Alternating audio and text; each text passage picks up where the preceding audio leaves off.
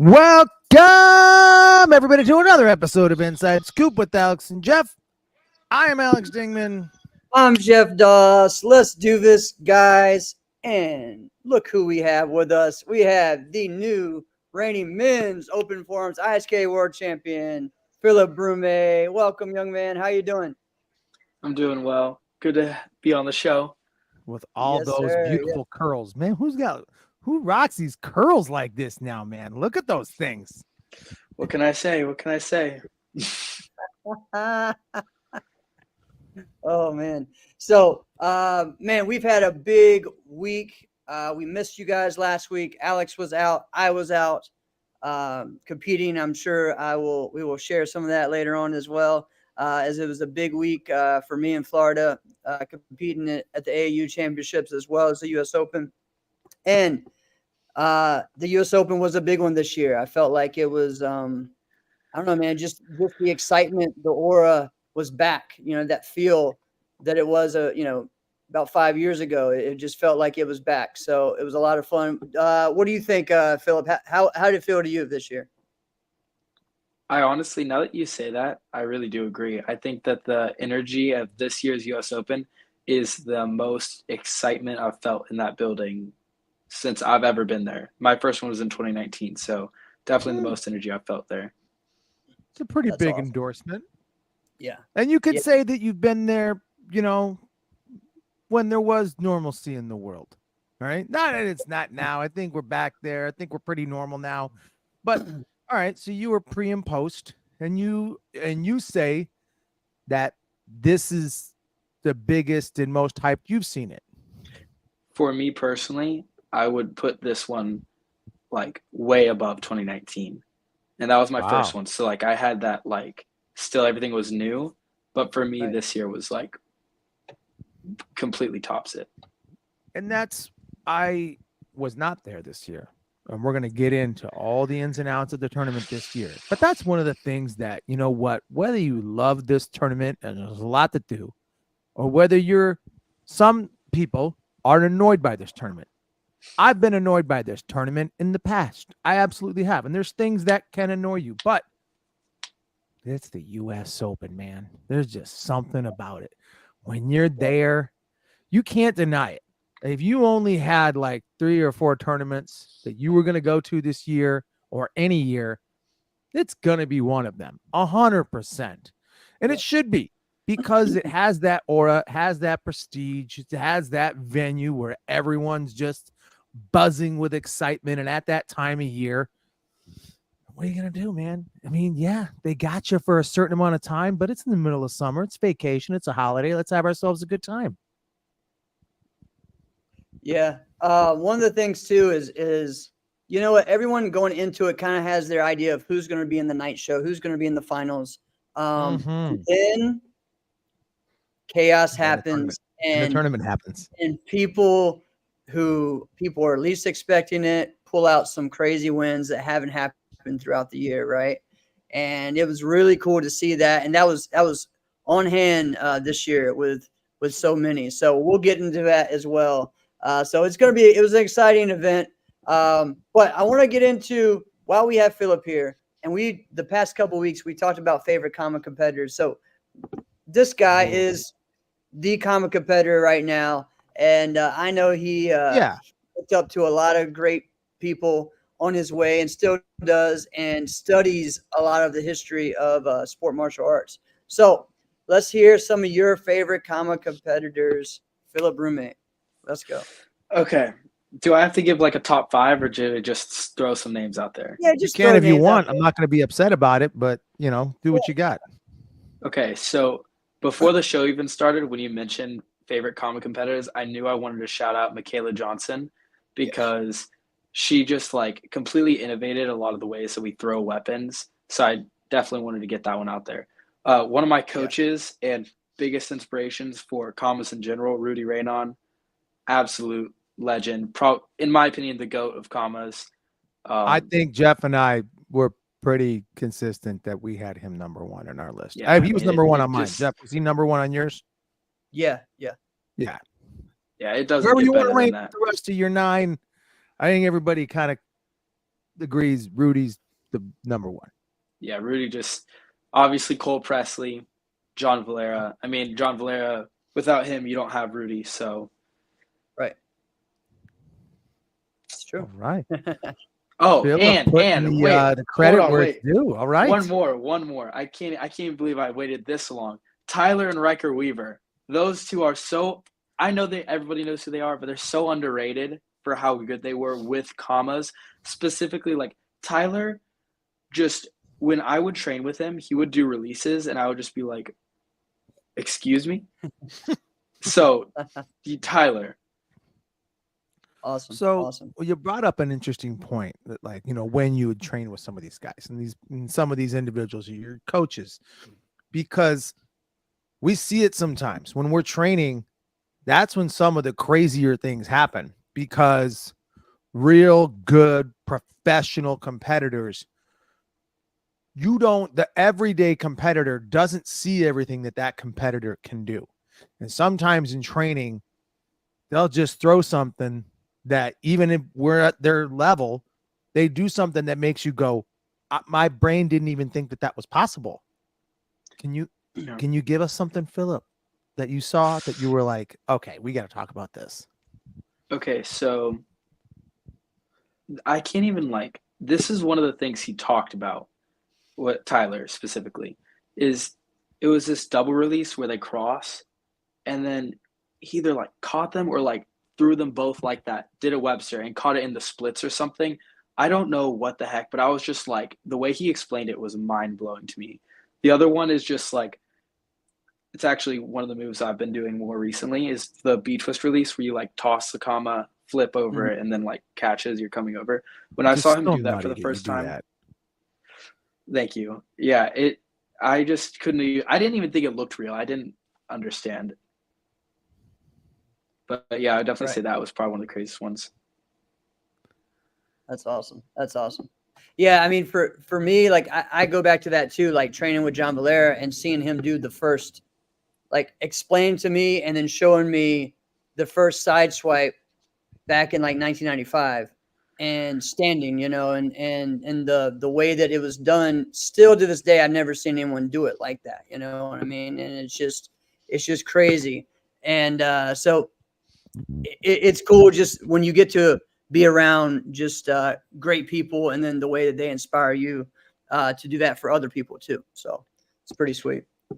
And honestly, I think somebody that does this a lot too is whenever me and Jackson Hensley are somewhere and we have a pair of commas, we come up with the craziest stuff. I can't even tell you what, some of the moves in my form date all the way back to 2019 Battle of Atlanta, where we first met. We played a game of comma and just started going insane. And some of those moves hold up 5 years later. Wait. What do you mean played a game of comma? Is this the game of comma? So you name this game? It's all right. What is this game? Yeah, so a game of comma is where you've got however many people, you're kind of in a circle, and you do one move, and then the next person has to do that move and add on, and then if they drop, you played add on. Exactly. Right. Yeah. Right. Is that what you called it, Jeff? Well, yeah, but I never did it really with weapons. I always did it with kicks. It was just, we called it add a kick back then. But yeah. Yeah. We would do it with sections or something. I've never done it with weapons either. Now that you mention it, what was I? It's really fun. Yeah. Very fun game. That's got to be tricky with just commas. I mean, man, you got to get a lot you can do. You got to get really creative, and that's a fun game. That would be a really fun game to play with some really talented people. So, all right, what are some of the things that you saw during comma? I'm naming it comma. So just quick little thing. This is so random, but I never thought I'd get to talk about this. I have actually beaten Tyler, Riker, and Jackson, and Alex Mancias all at a game of comma. Like I've gone Oh, just throwing that Wow. out there. Game of comma, I'm pretty good. But let's see. Probably the craziest games happen with either Jackson Hensley or Michael Molina. We just like with Michael ends up just going crazy with spins, but with Jackson he's so creative with his releases. It ends up like being interesting transitions and just different kinds of ways to toss it. It's hard to explain without like my actual comms. I mean, I do have them Of here, course you have them right now. but Of course you I have. don't think you guys want me to just start doing everything right now. yeah. That would be an interesting show. Oh man. Definitely So would that's awesome insight to get from you there, Phillip. And like it just shows just the passion and the excitement and the fun that you have when you do your format. I think that's the coolest thing that we got to see this weekend was yes, you were driven and you were motivated to win, but you also were having fun the whole time, and I think the whole weekend you were on fire. If it was with leading CE with the team demo, which was insane. That demo competition on Thursday and Saturday night was one of the coolest ones I've ever seen. And again, Thank you. Alex, am I a big demo fan? No, No. I'm not. No, but that pumped me up, dude. Like that was cool, and you guys killed it. And so explain. We'll get into the form stuff, but let's explain the team demo. All right, because it takes a lot, especially for CE, because you guys are not from the same school like a freestyle or even close like Infinity and stuff. So yeah. So first off, huge shout out to Team Infinity and Team Freestyle. Will Jackson is one of my favorite people on NASCA, and like Mike Welch, Will Nevitt, Noel, like everybody over at Infinity, they're just great people. Obviously, what makes Competitive Edge so special is the fact that we don't get to practice together. We do have meetings on Zoom where we get a lot of practice in, but most of the work happens at the tournament. We've practiced almost all day Wednesday, some Thursday morning. That would stress And me out.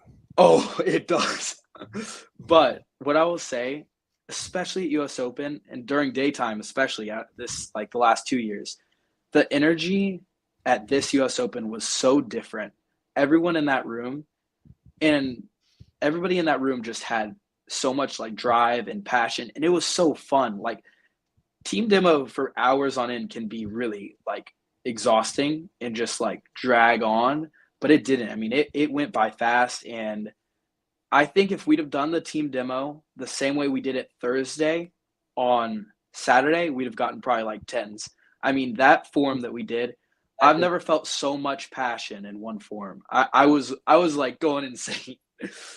yeah, that was one of the coolest things to me Okay. because everybody's face and knowing a lot of you guys and and also like seeing like you and Jackson and Zeke and you guys when y'all were doing stuff, you could tell how pumped up you were. Like it was really cool. It got me pumped up, especially knowing you guys well. And it was like, okay, like that was just, just go for it. You know what I mean? Just like, hey, watch us do this. And it was crazy. It was raw energy, explosive and fun. So Yes, sir. Like half the things in there that got added were not even in the form at Battle of Atlanta a few weeks ago.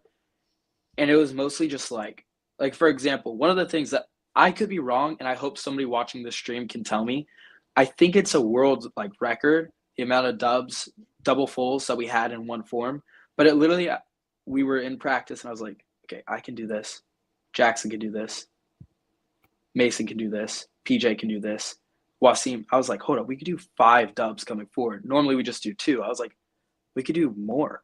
Like nobody's ever done that before. So and then like Zeke and I's combo, that was just Zeke and I were practicing. We're like, wait, what if we sync this up? And then it just kind of everything just built from there, and the energy was just crazy. yeah, it was cool, man. It was a lot of fun. And what was great about that was everyone has their own style too. Sometimes you see some very similar type demos. Infinity has, it's everyone knows what when they're on stage and just that feel and that and they just have a presence, right? And I don't know, in some way, almost like a military presence. It's just Agreed. that they're there, they mean business, right? And then you have, especially on Thursday with freestyle, it's just that the choreography that they have and the way that they do it is very dance like, cheerleading like, it has a lot of just very cool A lot of moving transitions and parts. yeah, moving parts. So it was a lot of fun to see how awesome it was. So that was one of the highlights for me on Thursday, was watching that. So congrats to you guys, because that was a big win. Yeah, last year we really wanted to go for, I think it would have been 4 straight. And that was like, we going to that weekend last year, we really wanted it. And we came up short on stage, just didn't do our best form. So I'm really happy we were able to bring it back where it should be, with us. Yeah, it was huge, man. It was huge. All right, let's talk about the rest of your weekend, man. I mean, you had a great weekend in weapons. You had a great weekend in forms, but you came out as the ISK forms champion. But you also won the NASCAR Grand Championship as well. So it was a big weekend for your forms. Share, man. Share what's been going on with you. Well, I got a question real quick, because I'm really intrigued to hear. But I want to hear this question first. You won them both. Which one did you want to win more? All right, so let's see. It's tough because it's like I got the first one being just the division, and I was like, oh, okay. I got the second one, and when I really wanted the second one, obviously there's money on the line. I wanted the second one, but when I got the second one, I realized I was like, oh, like I can do that. I can go and I can finish the job. Like I can make this happen. So the ISK title, I wanted it so badly. I going like pacing back and forth. What's really weird for me is I didn't even have my AirPods with me. I'm normally one of those guys that has them in, music blasting. I was so just in my own head. I was like just locked completely in. Sometimes it's better to That's just awesome. be in the environment. So Yeah, definitely the ISK title. I mean, I really wanted it. So yeah. So I you'd mean, say you wanted the ISKA title more. I mean, it's in front of everybody. I wanted everybody to see me win that. I didn't want just like the Fair. people on the daytime. I wanted everyone to see it. yeah, that's I awesome. thought that's That's what you awesome. were going to say. I just was curious. Yeah, and All right, so but tell us the last year story. I'm sorry. you won a junior one, right? And then Yes, this year, and that was weapons, right? Wasn't it? that was weapons. Yeah. And then this year you won the forms one. So, and I mean, you were just all over the stage, man. Like it was awesome, because you were on the weapons one, you were on the forms one, and the demo. And also you won the Raptor weapons battle. So Yeah, that was fun. man, those Raptor battles are fun. Like those are really fun. All right. So what is this like for you to get over? It's not really a hump, but like to go against and really to go against someone like Esteban, who has just been on a roll this year, especially when it comes with forms, right? What was it like to get the job done against a competitor like him? When you say that, like a competitor like him, it's kind of hard because there really isn't. I mean, Esteban is very much a one of a kind. I Yeah, mean, so That's a pretty accurate statement. that is Yeah. I mean, accurate. when I compete against him, it's you know, it's interesting because, like I said, there's really not anybody like him. But when we compete, I know what I can do to beat him, and it's like in my head, I've been telling myself I can beat him. I can, you know, telling myself what I can do and building my confidence. And it's hard because there are divisions that I'm like, I feel like I should have gone the other way. I should have gotten that one, or I should have gotten this one. It doesn't happen. That's how NASCAR works. That's how any sport happens. But to finally have that moment where I hit my form, he hit his form, and I came out with the nines, it's such a like you feel this pressure after a while where you're telling yourself like, well, excuse my language. Well, crap. Let it Like fly. if I, well, if after like every single time I'm going against them, throwing everything. It's not working. I'm like, well, dang, can I do this or not? But I kept telling myself I could, and I went out there and I did it. So it felt really good. That's awesome, man. That's awesome. Yeah. And what has been the biggest transition for you moving from junior to adult? And maybe you haven't, maybe you haven't felt that yet, and it's something that's still going to happen. So my 16, 17 years, the first one I had Esteban and Ben in my division. So it was very much like the adults, but in a different way. And I'll explain that in a second. And then the second year, I was the top of the division. I mean, I was, for without a better word for it, I was that guy. So you weren't worried about the next guys coming up. Right. I was just focused on what I was doing. Hold my lunch until I leave. I mean, and I had almost literally like been told in 2022 that I needed to wait for my turn, basically, that it wasn't my time yet. And I was like, that upset me. And so then when 2023 happened, I was like, all right, you know what? I waited. Like, let's go. So,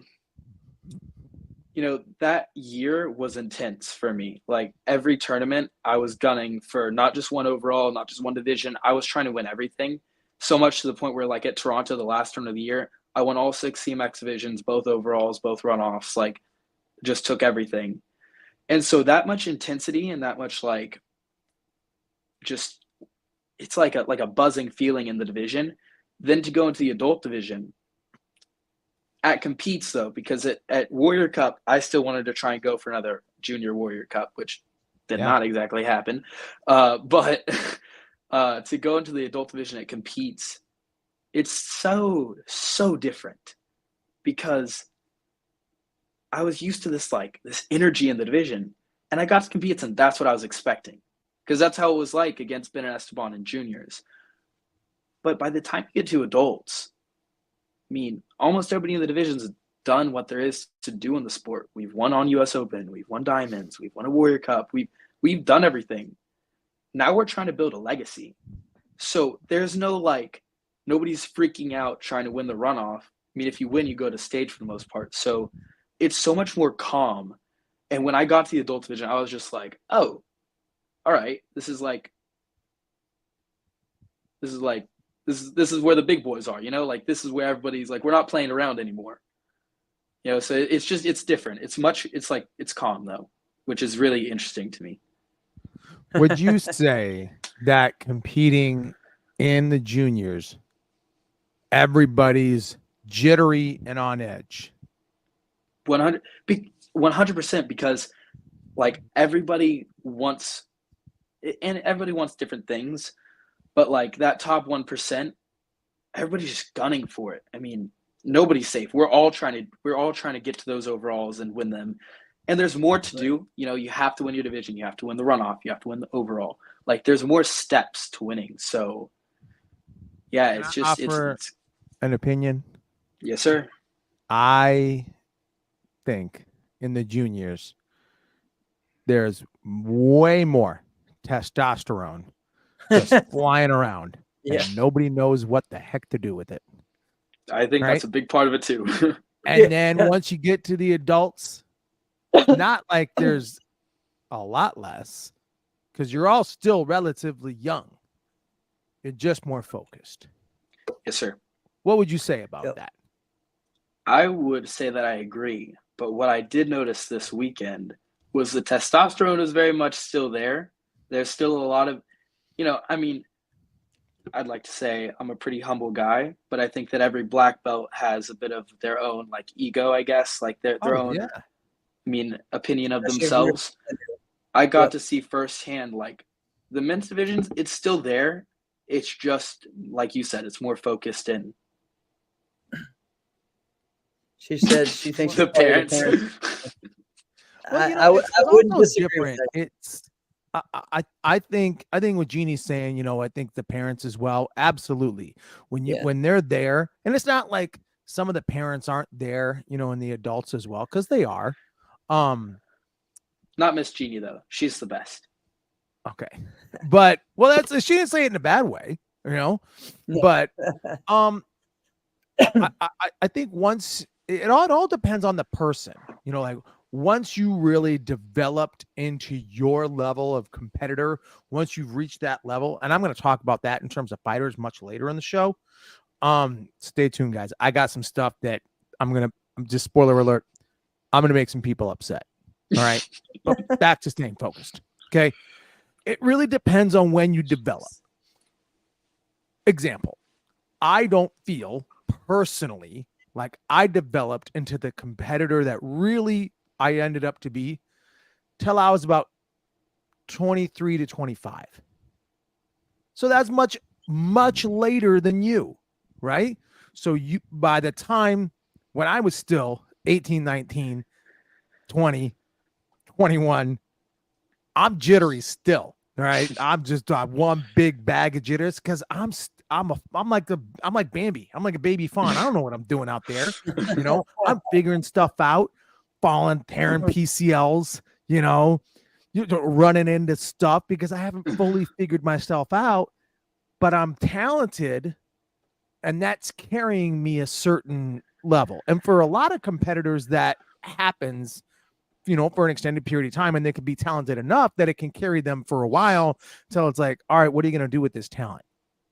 We're going to talk a lot about that later. But Sure. So I think, but you guys, and I'm going to say something that to some might sound crazy. Jeff, I want to know what you think about this. Speaking of talent, I think what we're looking at now in that men's division, in terms of talent and performance, I don't think we've seen a more talented group of martial artists in terms of weapons and forms than we have right now in front of us. What do you think, Jeff? You're saying the adult division, or you're saying the juniors? Adult. The adult. It's up there. I mean, we always go back to that. We always go back there, but here's what, and trust me, I've done a lot of that, right? Yeah. Right. Yeah. We all agreed, right? When we were talking about the best era of martial arts competition, me, you, coach, we said the 90s, but I started to analyze that later. But when we started to list in our best competitors, we all listed them from the 2000s, but then we're like, but we agreed that it was the 90s that was the best. I think the 90s was the best era of martial arts as a whole. Right. And the tournament scene kind of reflected that. But I think what we saw then in terms of forms and weapons and performances, we saw these 3 or 4 guys, and then these 3, 4 guys, and then these 3, 4 guys. But that's not what we have right now. I think we've got 9 guys. Deep. Well, right now you really have about 5 that are the main ones, but there's so many that are just getting started. There's so many, like Phillip's not the only person who just moved up to adults. I mean, you have Colin Bryant. Joe hasn't even competed yet. Joe Troya. There's so many guys that are new in that. You have some also who had some big weekends. Like a Jack Sykes who got in the top 4, everything unseeded, right? He had a great weekend in I think all 3 of his divisions. He did really well. That's, there's so many other people that, and even someone like Brennan Green that are on the verge, right? They're trying to get past that hump, right? And again, a lot of us remember that. For me, I just remember when I moved up in 2002, it was a lot of us moving up at the same time. And there were so many that were like legends already up in the sport too. So, right. I feel like it's very similar to that, and a lot of us had a lot of success as juniors, right? So, so there's some times where people don't have any success until adults, and right now we have a lot of guys who were really successful as juniors who are now bringing that into that as well. So they come in knowing how to win. Go ahead. But I think that's probably what it is, though, Jeff, is we're so used to the juniors or the teenagers that have absolutely absolute dominance. And then when they come into the adults, it takes them. Well, Phillip, you mentioned it's going to take a couple years. It's going to take a couple years. And then it doesn't really materialize all the way. Maybe you'll win Yes, sir. one,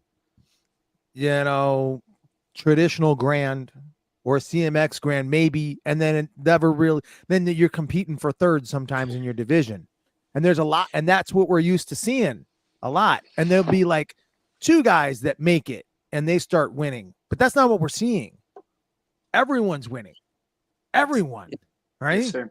It's crazy, Just All right, just Phillip, say what you're going to say. Oh, I'm sorry. Yeah, go ahead. I feel You like got to cut me off, Phillip. This is a real thing. Sorry. sorry. I feel like what's happening, and I heard a few people actually say it to me, is what's happening right now is a tide is shifting. We're turning into a new era. And that new era right now, there's a lot of people winning and stuff. And then we're gonna have that group. It'll eventually kind of thin out to that core, whatever it ends up being. Just like you have the Matt Kalman, Rudy, Mark Canadazato. Like there was that core group, like John Valera, Mike Chat, like they all kind of Carmichael Simon. They just kind of thin out into that main core group. And I think right now we're seeing that transition. And it's crazy to be even a part of that. So Well, and then I Awesome. think the other part of that, and I love the people that you mentioned, when you say, Matt Kalman, Marcel, Steve Terada, guys love like that, Marcel. like, dang, they're all amazing. And then like, oh, maybe you get John Sue in there, and you're like, well, how do I even? We're talking about all of them legends, right? However, if you were to put all those performances, let's just put the year at, I don't know, 2005, right? And you put those performances against what we're looking at now, 19 years later, as much as I love all of those performances, even I would have to say that performance 19 years later is not the top performance. All right. I think that not just me, but every competitor that is in that division, Ben, Dawson, Esteban, like all of us would really appreciate hearing that, because for the last few years, especially, a lot of the older generations, I feel like, have been kind of like, the sport's not what it used to be, or the sport's not moving in a good direction. And I think that hearing that, and obviously that's not speaking for everybody, but at least knowing that the men's division is moving in a direction where we can say we're making progress towards being better than the generations that came before us is really special to me. Well, let's look at it. I think hold on, Alex. Hold on, Alex. Go ahead. I think the biggest thing is that what people have said that about is the creativity, and Right. that's something that you cannot say at all about you guys. And again, Rashad's someone as well, right? Who's been Shout that. out Rashad. So you have you guys who really have been pushing that creativity, and not just in the weapons. I think the weapons is where it's more obvious, right? Because it's new tricks being created almost all the time, right? But in the forms, Esteban, you guys really are pushing different things, and you also all ask, the prior generation as well. You're not just being disrespectful, you're being very respectful, and you take and you study. That's what I always see. It's like you're not just doing what everyone else does. I think that is what a lot of the older generation has said, is that, oh, every form looks the same these days, this and that, right? That's probably what it is. But you guys aren't doing that. You guys are taking it to the next level, and that's why it is at its best level it has possibly ever been, because it's the creativity, it's the energy, and it's just the sheer like power that everybody does things with now too. So I agree with everything you said, but I want to, comment on what Phillip said. Two things can be true. the sport, when people say the sport's not what it used to be, they're not looking at the martial artists or the talent, right? Mm. Typically what they're talking about is culture, right? The sport cannot, when they're saying it's not what it used to be, what they're really meaning is it's not what it should be. Because there's some things that what it used to be, we're not all that hot as well. But people Right. get caught up in nostalgia and they kind of have selective memory, right? Like this Yeah, stuff, whatever again, your guys, first 10 years is. Yeah, whatever your first 10 years is, or as a fan or whatever, or that you you competed, think it's the that's best. what you always think is the best. Yeah. It's But just remember where- when we were competing on concrete or Yeah. gym floors? And yeah, imagine that, Phillip. Imagine that. Competing on concrete. I'm okay. That was a real thing. I tore my PCL for the first time doing a trick. Boom. My knee hits the concrete. Dunzo. Right? I Yeah. am grateful that martial artists don't have to do that anymore. I am grateful that that's the case. I have a separation in my kneecap because of that for the rest of my life. We're going to move on. So two things can be true. It's not what it should be as far as the culture of the sport, and we have talent like we've never had before. How about this? Yeah. You listen to the show enough times, you know that I love myself some basketball. I love myself sir. the NBA. Okay, Phillip, how much, before I start talking too much, how much are you familiar with the NBA or basketball in general? I know Little- some that's things. okay. Then I won't ask you so much. That's fine. That's fine. That's fine. All right, Jeff, would you not agree that Larry Bird was one of the I know. greatest players in the history of the NBA? Yes. Yes. Yeah, but you'd be a I see fool. what you're saying. You'd be an absolute fool to think that Paul George wouldn't wipe the floor with him and completely shut him out. Paul George is better at every area of basketball. There's nothing that involves in basketball that Paul George is not better than Larry Bird. And no one would ever think Paul George is one of the greatest legends of all time. There's nothing that Larry Bird does that Paul George is not better at. He's better at absolutely everything because it's how many decades later, right? It's a different Of sport course almost. he's better. The Yeah. game consistently got better and better and better and better and better, right? Anybody who thinks that Russell Westbrook is not one of the craziest, best basketball players of talent is fooling themselves, right? It's the same thing. So Right. naturally, what we're looking at now, okay, we've all talked about, we've never seen anything like this before. Right. 6 years from now, it's going to be that much better. Should be that Hopefully, much better. It should be. Yeah. Unless the sport gets in its own way. And it can do that from time to time. We can put rules in place that it can get in its own way. And it's done that. And I don't want to harp on that and get to that because the show's not going to be 3 hours long. Right. So we'll have time for that another time. We're so close. when I say, well, yeah, we've done that before. All right. When you listen, when you put Jason Borelli on there one time, of course, you knew that was going to be a long show. All right. Oh, go back and watch that one. So no, I So what agree do with that. Two things can be true. We can get in our own way and we can have some of the most talent that we've ever had before at the same time. All right. So, Phillip, before we let you go, share some other big moments that stood out to you of the U.S. Open that didn't involve yourself, because there were so many, big time things that either happened during the daytime that were huge, and then the ISK as well. Oh, this was very special to the U.S. Open, but had nothing to do with the actual tournament. Alex Mencius and Haley Glass getting engaged. Oh, That yes, was that's right. That's right. That was special. so That was amazing to even watch. Just Those congratulations two are to them. adorable, by the way. I love them. Alex is like my big brother, so I'm so happy I got to see that. That's awesome.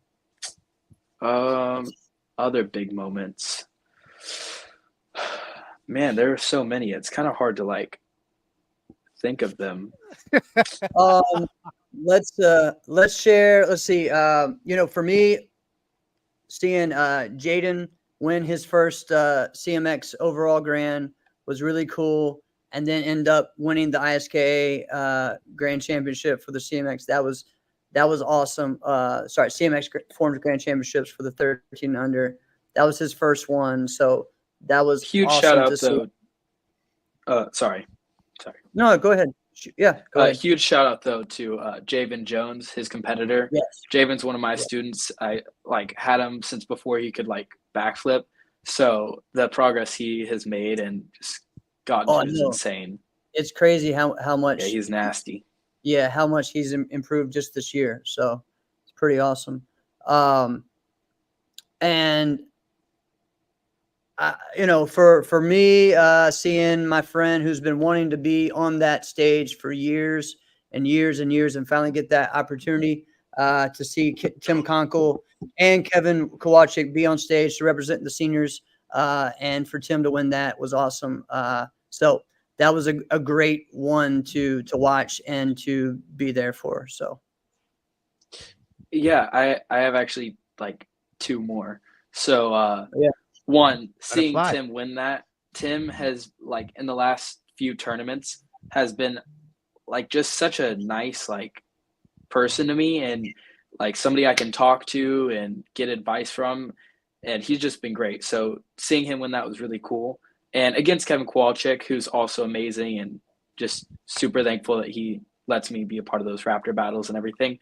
But then another moment that I was really happy about was seeing my brothers, Sam and Mike, get second in the Trad Weapons Sync division, which is something that they've been gunning for.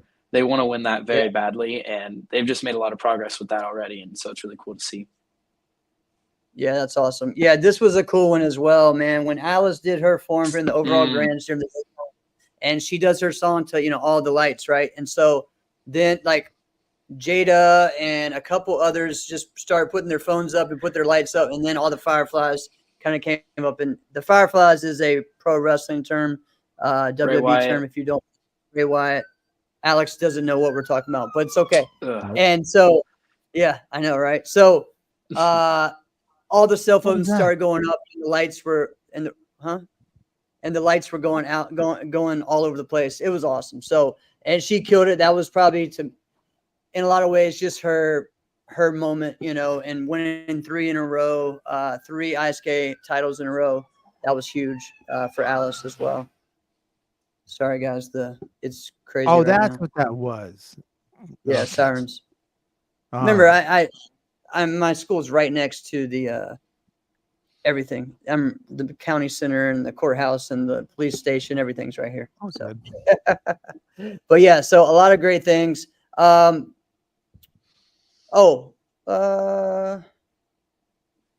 don't know. Here's the deal, guys. As far as why some things are on the show and why not, that's just kind of part of the USO.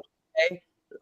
Honestly, what the show was already really long. It started at 4:45 and it went till 9:30, I think. So that. and that was with them leaving things out. Okay, so it's the longest show in martial arts. Yeah, and you also got to remember they have, unlike a regular finals, there's commercials. They had breaks. They have actual sessions, it's a 6 to 7 o'clock show, and then a 7 to 8 o'clock show, and the 8 to 9 o'clock show. So there's different things. I think they really try. I know in the past we've been really critical of the U.S. Open, but the more that I kind of, see it, understand it, and see that some years they'll put traditional weapons in there. Some years they won't. There wasn't any traditional weapons grands in there this year.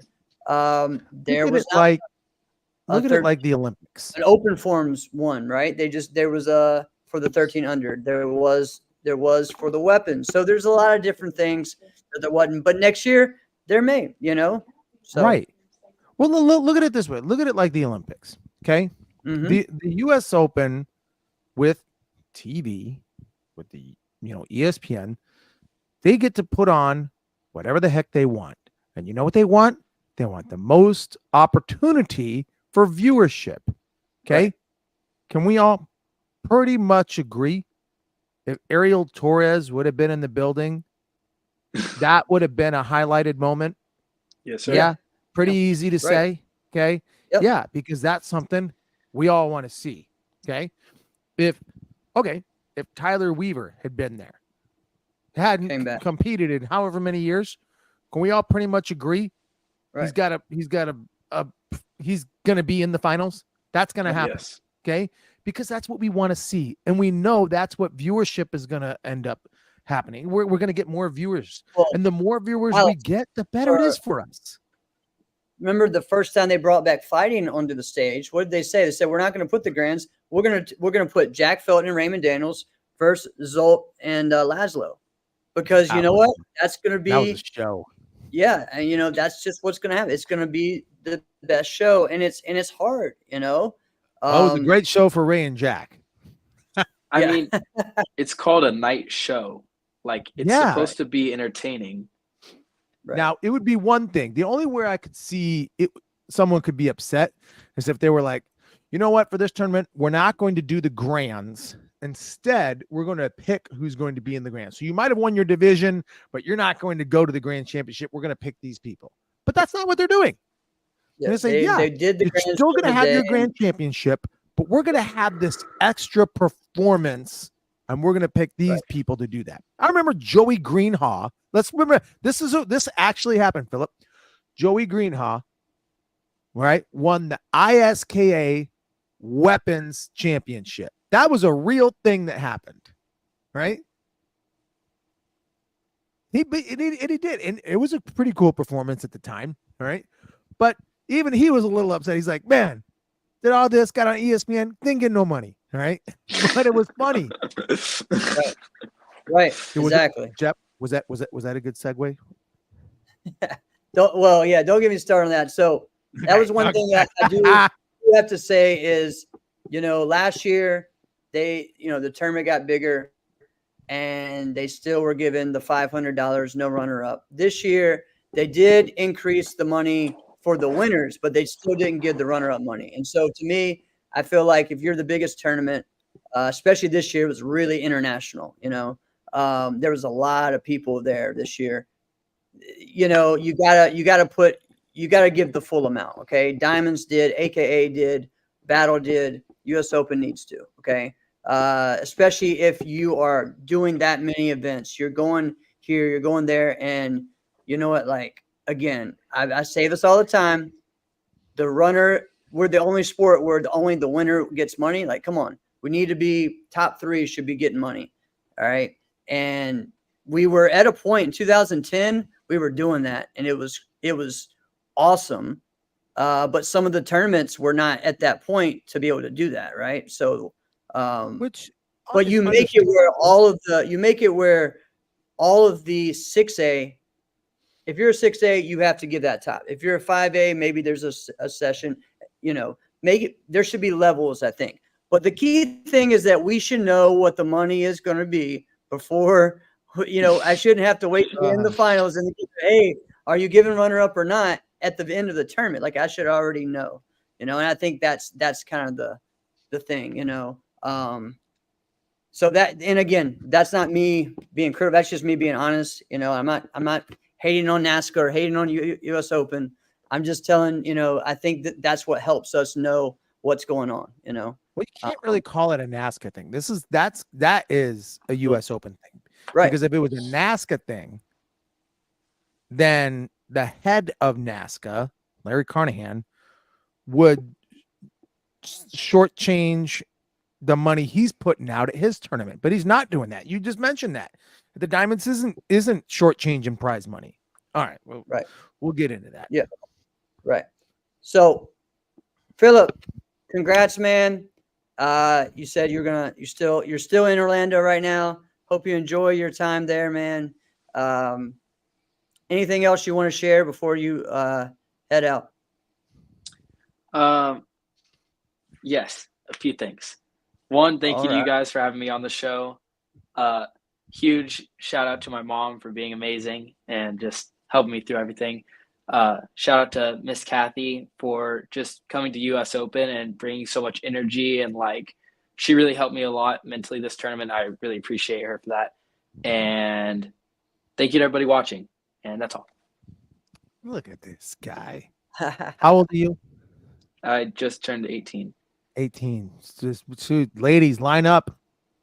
Line up. Look I'm at him. He's taken. I'm already giving taken. credit where it's due. You're taken? You're 18. You're not. What is taken? You're not really taken. Stop getting him in trouble, Alex. Come on. Oh, how it is. Getting him in trouble. Oh man. All right. So Phillip, we will see you. Capital Classics will be the next one for you. Yes, sir. I'll be there. Awesome, man. Right. We'll have Good a luck, great my one. friend. And thank you. And keep up the good work, brother. Thank you. See you guys later.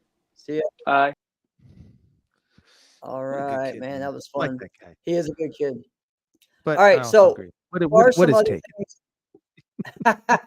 So as far as some other things of the event, I mean, there's so many big things. We haven't gotten to fighting yet. Well, we're about to. What was cool was there was a lot of international flavor in fighting. Dude, like, so my son went with me and he did a lot of the continuous divisions and the other stuff. He was the only American in his division. And like, there's people from Argentina, people from Chile, people from Jamaica, all kinds of different countries there to do continuous fighting, clash sparring. And then you also Let me have guess. He won. Mexico. No. Oh, he didn't. Dude, the guys from Jamaica They're are good. freaking I will give them this. guys. When they start doing Guys from continuous, like Argentina, the they're guys smart. from Argentina are really good. Okay, They are.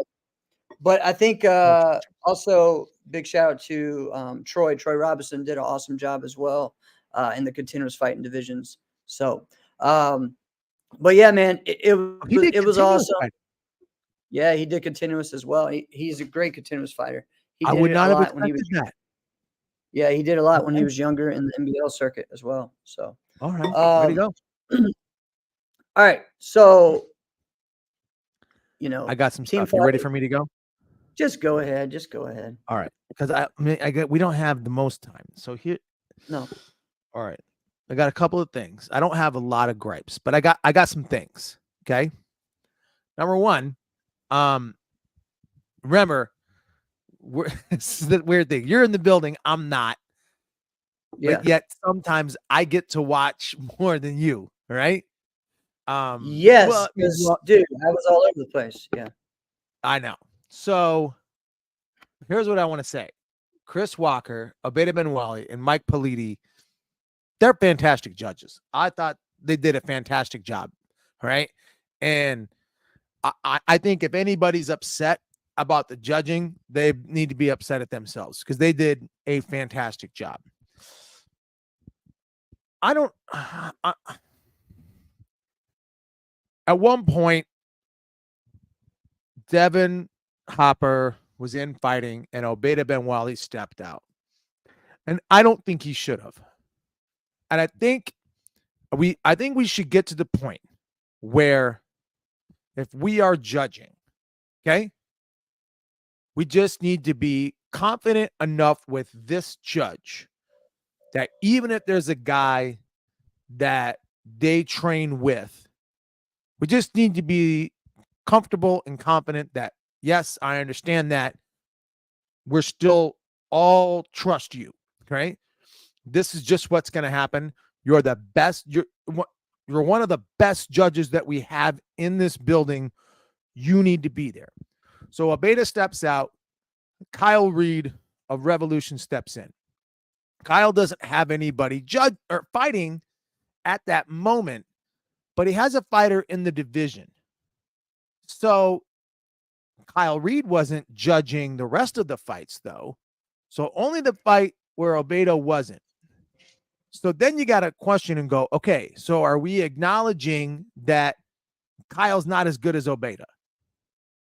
I think that's what we're acknowledging. And I'm not saying that I have a problem with any of the calls Kyle made. I'm just looking at it going, why is this happening? And I know why it's happening, but I think we all look at this and we understand, oh, that's why it's happening. And then we never really say anything else. But if we're looking at this going, oh, Kyle stepping in because someone that Obeda trains and he's with is fighting, but then Obeda is going to step back in, then we're also acknowledging and I'm just using his name just because it happened. Remember, I'm not saying I have any problem with the calls Kyle made. But so essentially what we're saying is Obeda's better than Kyle. So if Obeda's better than Kyle, he should just be there the whole time. Like, guys, let's just get around and go, hey, do we all agree this guy's better? So he stays. Just keep it that way. I just don't never understand why people I don't think you should switch judges out in the middle of a division. You should keep the same between division. Okay. But if I have a fighter in the division, I should not be judging any of it. Not when they are whatever. Just have your 3 judges for that division. When you want to switch, then it switches the next one.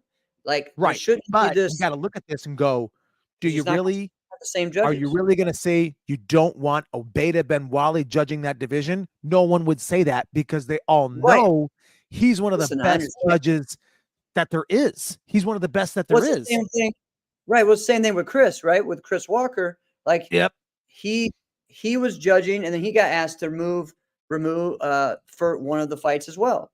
So it's like it should keep it the same the whole time. If you're going to switch, but before the division starts, not just for this one fight. I think that's ridiculous. Make it happen. And because, again, it's not consistent to everybody should have the same 3 judges. And there's certain guys that they're fighters. And listen, fighters a lot of times are the best judges because we're used to that speed on a daily basis. We're used to that speed. We're used to that contact. Sometimes when you get removed from it, and I'm not saying some of the older guys, they're not as good, but it's different when you're not used to that speed, all right, and you're not in it daily, all right, you don't get what just transpired because what happened in front of your eyes went way too fast that you didn't really get it, right? So when those fighters are there, like they get it. They know what's about to happen. They know, oh, well, that was what was about to happen, but I mean, look at what he did. And they're used to the speed going like that. Let's say, all right, you brought up Chris Walker. Okay. Let's go back in time. Chris Walker on the All-Stars, Kevin Walker on the All-Stars. I know that there's not a thing anymore, but let's say that that's a thing. I had to have no problem. I get to have Chris Walker as a judge. How often do you get that? You don't get a judge of that caliber. I really don't care. Well, what is Travis saying? Wait a minute. What? He was saying, what if the judge wants to step out and prefer to coach their athlete? No, well, I say no to that as well. You can't do that because because here's the thing. I don't know. That's a good point. Hush. Shut up for a second. Jeez, you just. All right, sorry. All right, hush. All right, listen. Go back to what I said before. They can do that if they don't judge the rest of the division. Let them coach. That's it. And then don't let them judge the rest of the division. Let someone else go in. We had like 6 judges like that could swap in and out. We had enough judges that were swapping in and out. It can make it work. Okay.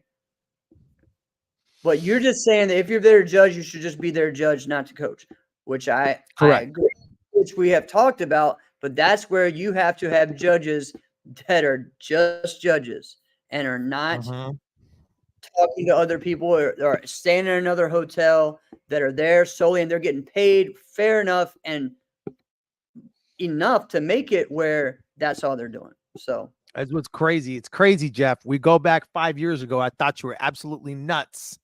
And look at you. The more this show goes on, the more I'm on board with what you were saying. All right. Let's talk about some actual context of fighting now. Okay. Okay. So I'm watching the women, and we talked about Katarina Herman, and it's like, man, these people are going to have like a problem, with her. How is she going to do this? How are they going to, do they have an answer for her? Yo, Katana's got an answer. All right. Yep. And I watched this, and Katana has embraced that as great a kicker as she doesn't have to be the better kicker between the two of them. Just accept that I'm not the better kicker between the two of us, but I will beat you each time.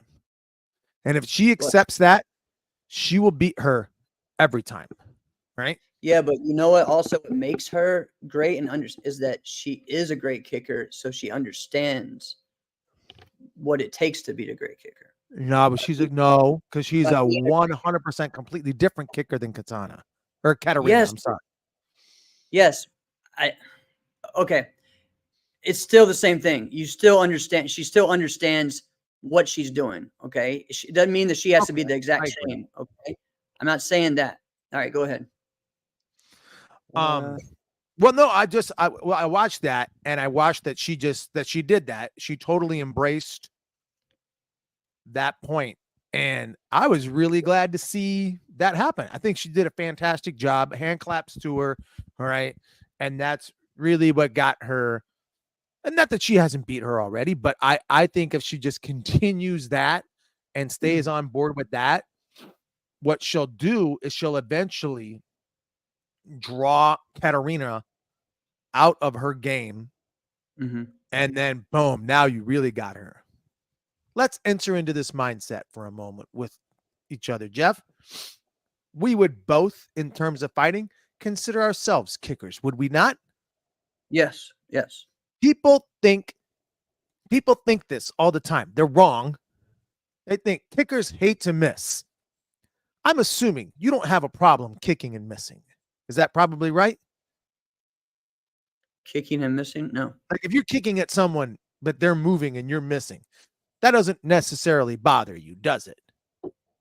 No, but a lot of people think that it does. But Everybody go ahead. thinks it bothers us. It doesn't bother Right. us. You know it does bother us, though? What? Pressure. Yeah. When you start pressuring us and Yep. forcing us to kick when we don't want to, There or you go. forcing us to do something else when we're not used to it, that's what bothers us. Yep. That's the Kickers are used to controlling the pace. We're used to controlling when the interaction between the two of us transpires. And it typically is going to transpire after I lift my leg up and I get close to you. I know that's when our exchange is likely going to happen. When you force me to do it when I'm not ready and now I have to react, I'm uncomfortable with that. I don't like that. That is what kickers don't like. And what Katana does to Katarina is she does that both ways. She does that by going in, but she can't like jam Katarina because Katarina's bigger than her, right? Right. She does that by doing that, and then like she doesn't just move away, like she spin moves around her. She does things. Awesome. Listen, she does things really you shouldn't do, but she gets away with it, right? All those no look spins that she does, it's dangerous, but she gets away with it because Katarina is so used to kicking in a straight line like that, right? And she can move her leg from side to side, but she spins in such awkward angles that it's really hard, right? What I am predicting is that Katarina will eventually step her game up and will stop kicking at Katana and will start kicking where she wants Katana to move. If she kicks wide right, she knows Katana can't go there now. So she understands she's likely going to move this direction, and that's something that she can plan for. That's also something kickers love to do. We love to put you where we want you to go, right? I'm comfortable putting my foot here, understanding you're now going to do X, and I get to watch it all transpire, and now I have options as to what I'm going to do after that. It's easy, it's comfortable. I have space because it's usually way out in front of me, right? Yeah. Okay. Here's just on that. I remember years ago when I was getting back into my point fighting and everything, and someone called me and said, "Hey, I watched, I see that, you're really getting your time in better with your hands, but you still hadn't figured out with your feet." I was like, What? you don't get it. Like, I was like, no, you don't get it. Yeah, well, you're scoring with your hands. Yeah, but I was setting them up with my feet. Like it wasn't that I was missing. It was I was putting them where I wanted them to go. Just like what we talk about, and it's I think Right. that's the mistake that people think that like, you know, you're not you're if you miss, you're just wasting your leg. There's some people that do that, but that's not Yeah. what it always is, right? So, um, oh, one thing we got to talk about. So there's two things for me on the fighting end. Haley Glass coming back to fight. Wow, great job, Haley. Uh, was just great to see. She did it at a tournament in Texas the week before or 2 weeks before, and then comes out and does this again. And of course, congrats all your wins again on the ISK stage.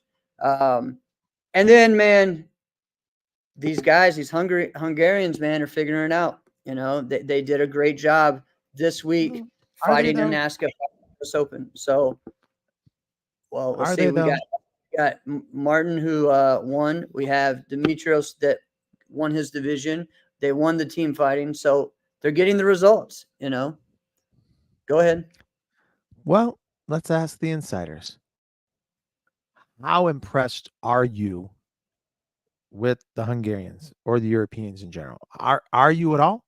Are you impressed? And as you might suggest by my response, not really. Okay. I'm not. And I don't want to, let's go back in time. Okay. And I want to give you some context. Remember what kicked off the Exodus in 2003. Okay. Paul Mitchell decided with a team of Mike Pombiero, Jotty Tension, Preston Clements, Raymond Daniels, and Reggie Perry and more.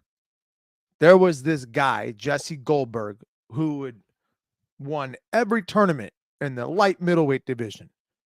Every single one. He never lost. Let's bring him onto the team. And the rest of them said, no, this is putting a square peg in a round hole. It doesn't make sense. He won that division, but why didn't you list off who was in that division? There was nobody in that division really that you would say, dude, did you see who Jesse beat? Now, I'm not saying throughout Jesse's career, Jesse didn't beat, some good guys, because he did eventually, right? But at that time, we're not talking about a bunch of guys that, man, you should have seen what Jesse Goldberg did. None of that was happening. Everybody else I listed who was on that team, you would be like, yeah, of course. Look at what they did. They made highlight reels out of the rest of us, right? All right. So Summarize it. All right. I So what don't are you think that. You're just I saying think that they're just the quality wasn't there this weekend. no. I just think that they're good. I just think that they're talented guys. Now you gotta let your eyes tell the story. There are some guys that you watched this weekend that went deep into divisions that I will just be on will never. I want to listen. There are guys that will never, ever, ever win a championship that went deep into divisions that are on teams. And you can kind of look at and go, I mean, yeah, they'll compete for divisional championships and maybe but they're never, ever going to win divisional champ. They're never going to win overall championships. And there's some guys that haven't won their division that you can see them getting a lot better. I'll tell you one name. One guy I think could be really good is Diego Sanchez. Diego Sanchez. Do I have his last name? I think I have his last name right. What, the kid on Straight Up with the blue headgear. Oh, Diego. yeah. I have his last name right, don't I? Yeah. I think I do. Right. That kid's good. That kid's really good. I'm impressed with him. He gets Gomez. it. And part of it is that when you Diego Gomez, my bad. Totally. Man, that's my bad. Sorry, Diego. All right. I was thinking of there is a Diego Sanchez. I was thinking of a totally different realm. But anyway, that kid could potentially win an overall, right? and you see that in how he performed. I think in open weight, I think he lost to Cam Dawson, right? But he's pushing Cam and he's fighting him. Cam beat him because Cam Dawson is just better, right? But come on now. Your eyes can look at this and tell you he has all the tools, he gets it, and he's not afraid of the moment. And there's some other guys. I thought Ian Hopler, Ian from Revolution, right? Yeah. One of Nate Thorne's guys. That kid's good. He's got a lot of talent. I could see him winning divisions and potentially getting there because we have guys that just kind of level up, and then sometimes he won they his division. He won his division this weekend. So, and sometimes they plateau, right? Right. Now, Ian is in a position where his division and his weight class, it's kind of hard, right? So he could do that. I could see him maybe winning a weight grand and moving on to compete for a lightweight overall, because I think he's on the lighter side. He's a welterweight, right? And no, I think he was in lightweight, and then because he lost to John Cortolo in the grands. Okay. So Yeah. I could see someone like that, right? Who's kind of starting to level up, a young kid. But listen, we got to be honest. I watched Brian Rodriguez be in his later 30s, just be comfortable out there, right? I watched Christian Rivas not worry one bit, about a bunch of guys who were in front of him. Yep. But that doesn't change the talent level. The talent level is really good, but guys are out there and they're not confident in themselves. And so right. Someone's got to get in front of these guys and look at them and go, listen, you are going to have the rest of your competition career hoping to win a division, maybe you'll win 2, and that's going to be it unless you change something. Because there's been a lot of guys like that, right? And how many guys did we have in open weight this weekend? There was a ton, right? I think it was over 30. Yeah. Yeah. So, and really, so it was good. Some different guys, some different 5 too. 4 or 5 had an opportunity to win. Probably more than that. But I mean, because again, like the final was Darren versus Christian. So very different than some of the grands finals, that we had. So it was Darren, really cool. I thought Alex Macias was going to be 31. All right. All right. One thing, let's see, we talked about that US Open fighting, those guys. There was one more thing on fighting that I wanted to talk about. I forgot what it was. Again, just let's just keep getting like tournaments, keep getting these judges, right? And have people and have these guys train other people. Okay. We got to keep training. We got to have the good judges helping new judges, up and coming judges, right? And again, there needs to be a good training program to where we're teaching the young ones how to do this as well. So look at who the best judges were this tournament. Okay, look at who we listed off. Yeah, we'll talk about it a lot. All right. Yeah. But they're also not competing all the time, but they're invested in the sport, right? Right now. I mean, they're in the chat right now. Chris and Obeda. All right. They're the best judges there. Not to say Mike Politi wasn't great, because Mike Politi is good. Right. Okay. Dig Damien. That's funny. But okay, let's take Damian Rodriguez right now, because he just chimed in the chat. If Damian Rodriguez was judging in the tournament that you're fighting in, you'd probably feel really comfortable. Okay. Yeah. Right. Damian probably wouldn't want to do that because Damian would want to coach. So he wouldn't put himself in that position. Okay. Right.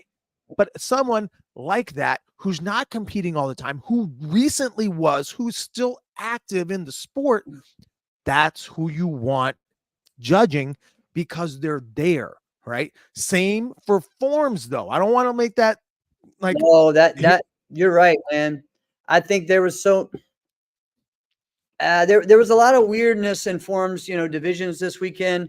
some of it was good weirdness, some of it was bad weirdness. All right, That's meaning weird. that the weird, meaning that some new faces got some wins, and that was because in those they had some judges who knew what they're looking for, right?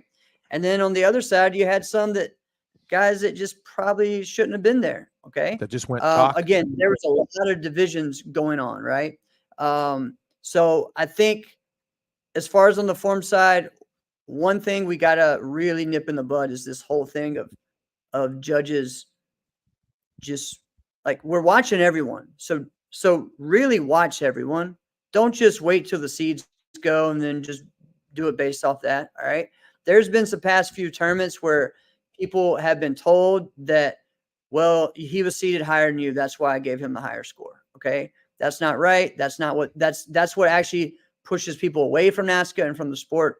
Also, when like a competitor there was like a 3-way tie for like a third place or whatever, and they were trying to decide who each judge chose to get the win. There's been judges that were saying, "Oh, well, he's the higher seed, so he automatically gets it." You know, No. that has got to go. You know, so we gotta figure out a better way with this. You know, I'm going to tell you this too. One of the coolest things that we have had is the Korean Challenge. What's fun about the Korean Challenge is that, you know what, even for me, who's one of the top, well, yeah, I mean, I'd say I'm going last or second to last most of the time in the regular Korean division. I may go first. I may go second. I enjoy that. That's good. And you know what? It's funny how there sometimes is a different 4, you know, in that top 4 for Korean Challenge. And then those same people, two or 3 of those people didn't even get in the top 8. That's interesting, right? When they have a solid, and it's not that they're just, no, one thing is, again, something else we talk about. Judges need to be in corners for all, especially all traditional divisions. Okay. Make that happen. Yeah. Right. But you're talking about, Especially for traditional. yeah, especially for traditional. But like we said before, I think, you know, it makes it better. And yes, I would agree. Tros can go. There's so many things that we can talk about on this, man. But I just think that's something that has to happen. You cannot tell people, oh, well, he was seated higher. That's why, you know, he won. Just don't say These nothing. things cost too much money. Right. And we give too much time and energy to let that be the example. Okay. Abeda's throwing something out here that I kind of want to look at. Yes. I love what is Chris saying right now? Get rid of forms and fighter intros. He said there's too much Patty Gay going on with the Oh, sometimes the fighter intros are longer. Oh, he's not wrong. Not wrong. He's not wrong. Oh, yeah. Made me giggle a What little was bit. So Abeda's talking about bringing back the Elite 8. Only seeds in sparring. He says only seeds in sparring. Hey, that makes sense to me too. I'm not upset at that. That's not a bad idea. I'll say this. I could be talked into that. That might be something. But I want to lean into what Obeda's bringing up. Obeda's bringing back the Elite 8. Yeah. The Elite 8, I didn't hate, but I think there was some holes in it. Right. Now Obeda's saying sparring seeds are dumb. I don't understand you, Obeda. What are you talking? Well, but if you're talking about the Elite 8, then I guess how do you rectify that? If there's no sparring seeds, how do you do the Elite 8? No, well, he's just saying Elite 8 for forms. Yeah, he's just saying just shuffle the division up for fighting. And then Elite 8 is for forms only. Yeah. Oh. Yeah. So then how would that work? Would you just I mean, how would that work? So then only people who are in the top 8, they get to compete in this division, and then somebody else who's not, they can't win? Is that how that works? What are you talking about? What don't you get? We're already Elite 8. All right. Bring him on. Bring him on for 5 minutes. Bring him on. Okay, hold I know on. we're way late, but I'm just going to end up making this go longer because I can't get. All right, I what is need it this you don't point. understand? Yes. What? And he's not talking about fighting. He's talking about forms only. I know he's not talking about fighting. Okay, so he already said it. Hold on. Just start talking and rambling because it takes a little bit for me to do this. All Hold right. on. All right. All right. All right. So if he's not It's not talking that about sparring, simple. he's talking about forms. But you got to have. So from what I remember of the Elite Eight is that you had He didn't say a you division. didn't. You had a division. It ran. And then the top 4 seeds Yep, didn't compete in that division, right? that's So exactly what they he just were said. outside. So now you place 1, 2, 3, 4 in your first division, but now you run that division again with 8 Yep. people. Yep. So But shuffle all 8 is what he's saying. so then there does have to be okay. So then you shuffle. Once you get to that, you shuffle it. Is that what it is? Yes. Yeah. I don't know. I wasn't upset about it in fighting. It wasn't bad. Oh my God. And no, Anyways, I don't like sweeps. I think sweeps are horrible. I don't think they're horrible. Sweeps are okay. I don't think they should be points. no, I like following up, but that's okay. But I think sweeps okay should be with good, but it's the only technique where you don't strike, but yet you get points. It doesn't make sense. Someone wants to have sweeps. I suppose that's okay. But I mean, if we're not going to hit somebody, like Dean Barry, I like that guy. He's extremely entertaining. He scored a lot of points not hitting anyone. You know what I mean? but taking them down. But then calls himself a kickboxer. I can be a kickboxer, scoring a bunch of points, not hitting anyone. Listen, if I'm wrong, Listen, no, I said it. no, Damien, Okay, I've been swept once, and it was brutal, right? But then I learned how not to get swept. But I just don't think it makes sense, right? If you want to sweep people, think. Okay. Anyways, oh my God, we're off the rails here. I don't know. I sent the link to Obeda, so by that time we maybe already be done. But anyways, I think he has a good point of take the top 8. That 4 got a seed by already getting in there, and then you shuffle them up and go because you're gonna watch them all anyway. So I think it's fine. I think that would be cool. Here's the other thing. With that part there, we talked about the forums. We talked about let's see. See, I had a lot of other things on here too to discuss, but seeded players, we talked about that. Oh, there he is. All right, let's have Obi on, and then there you go. What's up, brother? He's in the car. Are you in the Mercedes? Nah, man, I got rid of the Benz years ago, man. Oh, that was a dope car. I like that car. The Right. AMG, that was a dope car. I traded in my AMG and bought my wife a van. That's old man stuff. It's probably a smart move. smart. It's good Smart business man. decision. All right, All right. man. I'm not sure what share for I don't what you're not understanding, but don't let the seeds run in the division. Run the division without the seeds. The 4. Yeah, the top 4 seeds, don't run the division. Pull them out of the division, right? Run the rest of the division. The top 4 of the division will now go against the 4 seeds for your final placement and do a random shuffle of those 8 and just let those 8 run and score them as it is. Right. And you wouldn't do this for fighting. Nah, man. Like, I personally, like when I was a kid, especially, I wouldn't send in my points because I didn't want to be seeded. I preferred to fight in the lower rounds because I needed a warm-up fight or 2. And once I got going, then I was solid. So I didn't want to wait and then fight the best guys at the end of the division. I don't know that fighting divisions right now are that big to where the seeds really matter. I would agree. So honestly, like fighting seeds, keep them, don't keep them. Like personally, I don't care.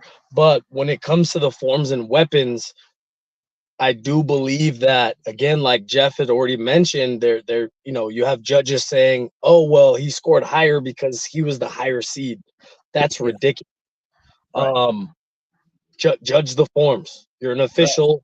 Make an official decision on whose form or weapons form was better that day at that time. Uh, But Hey, that's my own Obi, personal opinion. Brett says one downside would just be for those guys who run a bunch of divisions. Now that's double the forms they have to do, right? If they're not seated, that's one downside. There's If they're always not downsides seated. to it.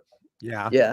And then one, Allison Barley says, because tournaments aren't long enough, now we're gonna make it Well, longer. it would But take a little longer, but I don't know So that a lot of much these, longer. we're splitting a lot of these divisions right now, though, especially those big ones. They're having to do, you know, double. hey, on another note, let's really think about how much time that we're talking about. So we're talking about an extra 12 minutes max. Exactly. Yeah. And from a coordinator standpoint, there's a lot of different things. And I had some conversations with several individuals throughout the weekend. Um, Again, I'm not anywhere. I'm not close to the powers that be. But from a coordination standpoint and making things run smoother, faster, and just more seamless all around, there is still a lot that can be done at these events. Now, granted, I wasn't at a lot of events. I was at US Open this year. I was at Atlanta this year. I may try to get out to maybe Diamonds or another one maybe this year, but there's still a Oh, lot that we're lacking, and I think things can be tweaked and changed just from a coordination standpoint that will eliminate that extra 12 minutes that we're talking about, if that's the direction that you go. well, the If 12 minutes extra for the forms is not the long part. All right. This, I can look at this objectively because I watched everything via live stream. And I will tell you right now, what took the longest is waiting in between matches. I watched it with my own two because I had nothing else to distract myself with. I'm staring at the screen the whole time. There's nothing going on over here. There's nothing going on over there. I'm watching nothing happen for a very significant amount of time. It is, Drives me nuts. it's literally in between matches. It's the delays. The 12 minutes means nothing. I'm telling you, 40, 50 minutes where we're just sitting here. I'm just sitting here watching nothing, you know, Nothing. Exactly. just nothing, just random guys walking in front, having conversations, which I will tell you, guys, be careful when you're having conversations next to a live stream. Okay. There's some stuff that I had that I was able to pick up on. Be careful, guys. Be careful. Yeah, I'm sure that I probably said one or possibly more things I probably shouldn't have said on the live stream, but I didn't even hear your voice. all right, cool. So it wasn't me. Yeah, but people gotta watch it. as far as the dead time goes, a lot of the time I will say if there was dead time and it was me or Chris running a ring, the dead time was due to technical issues.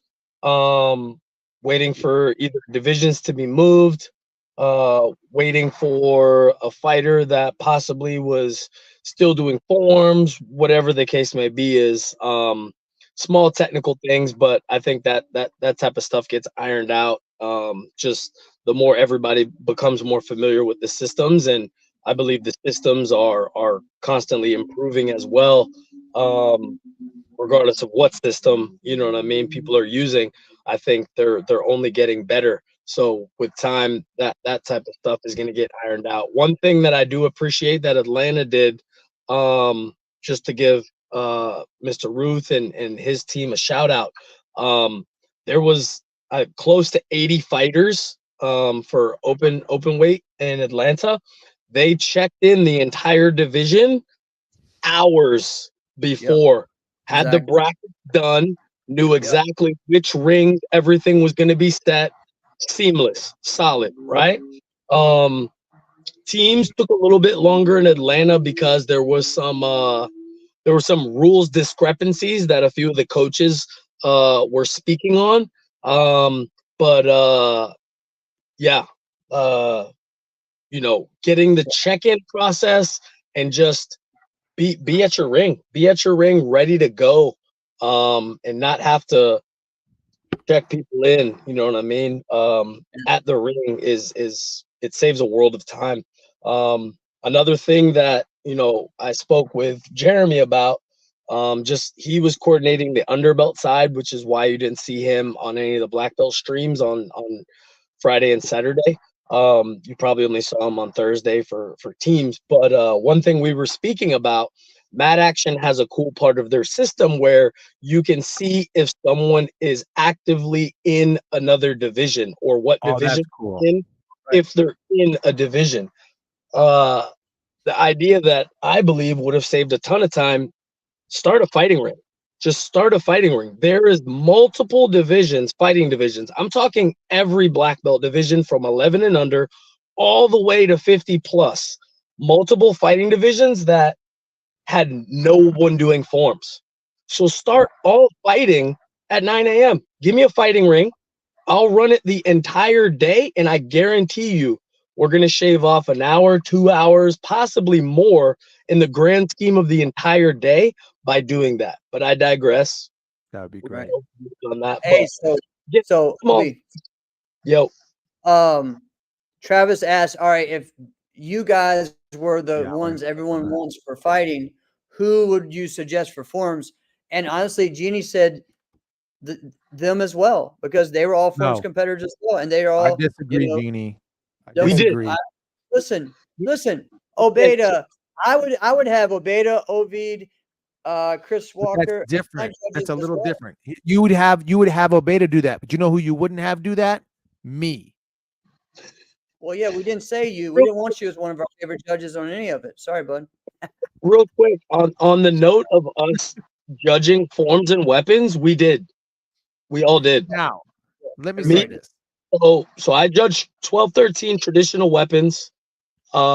Unfortunately, I had to step out because my blood sugar went very high and I had to go change my insulin pump.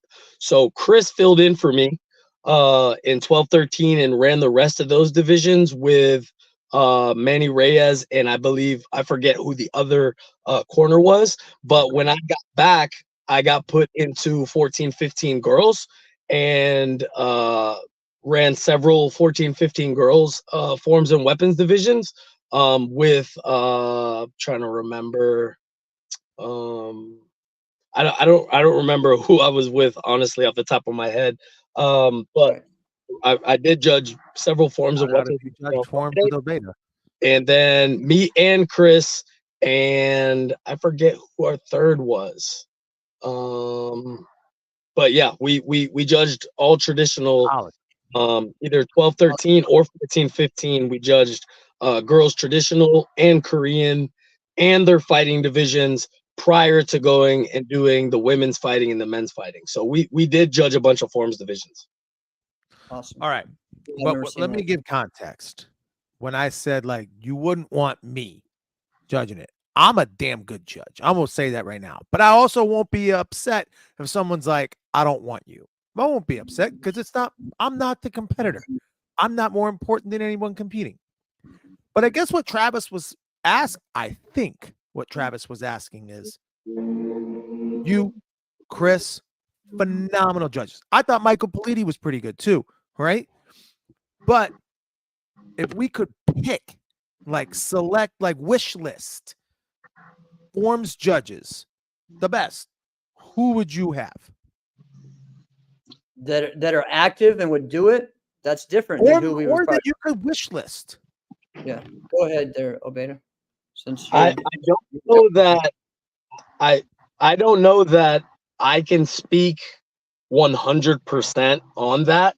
I haven't competed individually in forms in a long time, and even when I was doing demo with my guys, with my students, with my kids, that's really the only forms, you know what I mean, divisions that I competed in.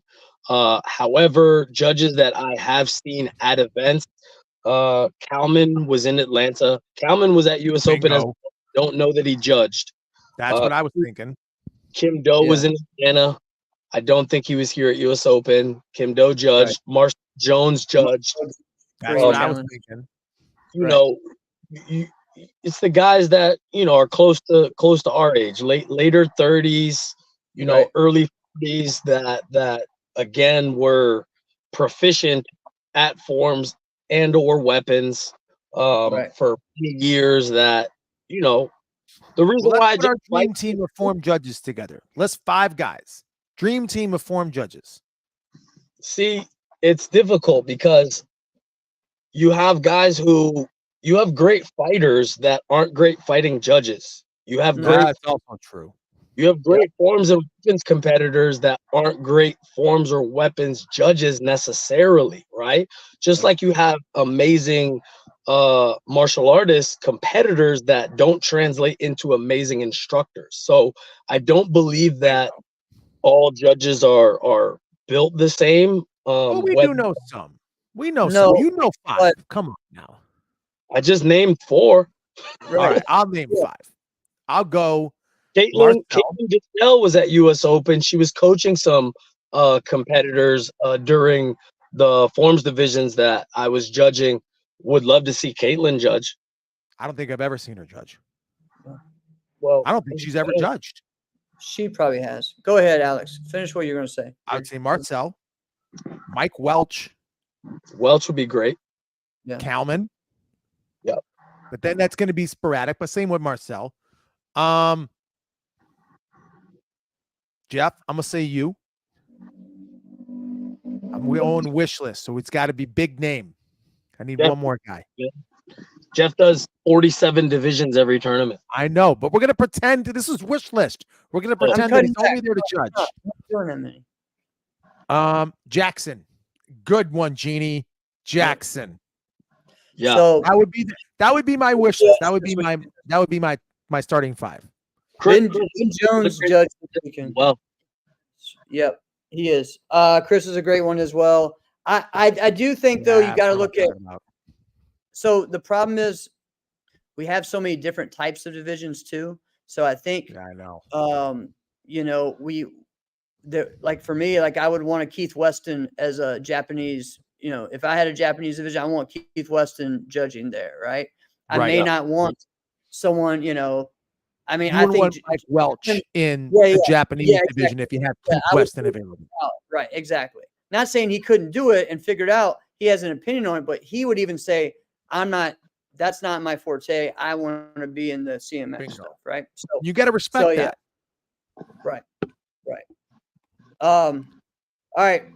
Yeah, Jason Warren is a great judge as well. You're right. Jason Warren is an awesome judge. There's a lot of good ones. I mean, and I like Young Wan as a judge. Young Wan's a great judge as well. He did awesome at battle. So, and Drew Brisby to me is one of the most consistent and I dig Drew. Judges there is as well. So, all right, man. Well, thanks, Obeda. Well, wait a minute, Obeda. I was talking about you earlier. Okay. Oh yeah. So you stepped out in open weight when Devin was fighting. Yes. I disagree with that move. All right. Fine. Do you want, but no, I'm not criticizing you. I'm just the move in general for anyone. Okay. And here's what I'm talking about. So you, Chris, and Mike Politi were judging that division. Okay. And then we kind of identified, all right, you guys are the best that we have right now. Judging this division, it's high stakes. You 3 are the guys. If we ask you to step out, Judge B steps in, we now have to acknowledge, okay, as soon as this fight's over, Obeda is going to go back in. That means Judge B, we are all acknowledging you're not as good as Obeda. Otherwise, you'd stay. All right, so my counter argument to what you just said was we didn't have 3 judges. We had 4 from the get-go. What? No, you didn't. Yes, we did. It He's was my over there wearing a Revolution t-shirt. okay. The only time that we pulled someone in that wasn't part of the 4 was when 2 of the judges had fighters. So Vito was also judging. Oh, Chris Vito was good. also That's right. Vito was good. I was judging and Politi was judging. If Forgot about Vito, that. which there was a fight where Vito, his boy Diego, was fighting one of my guys, Jacob. We both stepped out. It wasn't during the Devon fight, so we both stepped out for that. You're right. Then also, Chris Walker had people in division, and then anytime Katana was fighting, Damon actually asked Chris to step out. So there were times where we were asked to step out, but just from the past and just from an optics standpoint, if Devin is fighting or like his entire division, I didn't judge any of his light middleweight division. None of the fights at all. He stepped out for the whole division. But for open rank, you know, it's a little bit different. Now I could sit for the whole division, but the fighters aren't going to be happy about that. No, we want you judging. I get it. Well, I then get it. the best thing is you have a 4th judge and you're constantly rotating the 4. Where we were rotating the centers, we were rotating the corner. The person that was out watching the clock and making sure points were solid rotates in. That's what we were doing. We were doing a rotation. Granted, you don't always have 4 judges available. It's not always possible. But if it is possible, then it's great because number one, the centers keep their energy. You keep your energy as a judge. Your eyes stay fresh.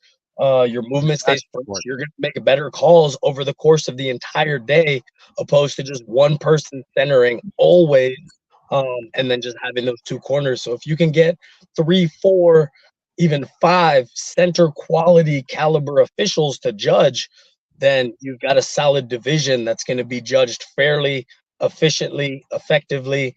And I don't necessarily see an issue with one of the judges stepping out if they have some sort of connection with a fighter, because at the end of the day, like if I'm at an event, it's almost 100% positive that I'm going to have at least 1 or 2, possibly 3 or more people that I may know at the event, right? Right. But I Devin is think that's the point, though, Obeda, where we have to look at that and go, okay, Obeda Benwali is going to have people that he coaches on a daily basis that are fighting. But we have to weigh this out. Nothing's perfect. We either get Obeda Benwali isolated and all he does for his life is judge. Not going to happen, right? Or we get a tournament where Obeda Benwali is here, available, but we don't want him to judge. And I don't like that either. No, I don't like that either. Because all the fighters want someone like you. We want you judging. And I think the better scenario, let's just, because I brought his name up. I've been bringing his name up, and he fought great this weekend as well. Devin Hopper. Let's say I'm fighting Devin. I get it. I still want you judging. I would still want you to judge. And so just to backtrack real quick. So I don't remember, it's probably 2 years ago now, at least 2 years ago, right? I know in Chicago, you were there, you were judging. There was an open weight division. I actually was going to step out for the entire division. And like the coordinators were like, no, like we need you there. And so I brought the fighters in and I said, look, like I can stay, I can step out, whatever you guys want, right? So I ended up staying. Open weight, right? What wasn't it open weight? Yeah. It was open weight division, yes. So I ended up staying for that division. And then there was another event. I did pretty much the same thing. It may have been Atlanta, actually, that same year, like 2 or 3 years ago. I did the same thing. And regardless of what my calls are, if they're fair or unfair, just from an optics standpoint, it doesn't look good, right? Right. But here's what we get though. It does. Everything's on video. I think what we do is we look at everything's on video. Your whole life, ladies and gentlemen, is on video, right? So what we should do is go, you are judging the whole thing, okay? And there's so many different camera angles of you judging. And then if we go, hey, I didn't like Obeda Ben Wali judging this because here's a call that he messed up, we can get video of that because we all know of some guys who just didn't like certain people and have called things a certain way, whether or not that was a bias or not. We can look at that and go, hey, we can clearly see Judge A dropped the ball. They messed this up bad. And we can all have video and see what were you looking at, because you missed every single one of this person's calls, right? And then there you go. We can cross that bridge once we get there. But if we all acknowledge you're the best that we got, why are we not having the best that we have in there? I think people just need to get rid of it. Just say, hey, if we do like what you did, where we pull everybody in and go, hey, does anybody got a problem with this? The moment someone's got a problem, they go, yeah, I got a problem with it. And be like, jeez, get off your high horse. Get out of here. Right? I mean, that's something that Joe Greenhall has said for a long time. You know, he's like, hey, we want the best judges in here. Are you the best? Are you fair? You know, do it. So, I mean, I remember many times that he pulled me into judge forums when I said, hey, I have a teammate or I have someone. He's like, what are you're saying you're going to cheat? No, I'm not. Exactly. He's like, okay, then don't worry about it. And it's like, okay. But again, I still had one or two people that came to me, hey, why'd you do that?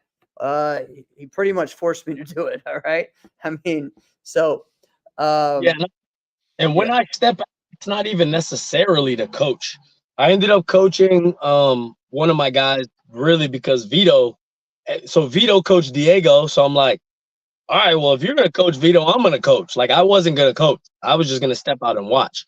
I didn't coach Devin. Who did you coach, by the way? Jacob Lero. Okay. Yeah. So, yeah. But yeah, like, I'm not coaching Devin. I'm just, yeah. I've known him for just 20 plus years. Like, I'm going to step out. Like, I'm going to step out just because the optics look better that way. Whether they actually look worse now.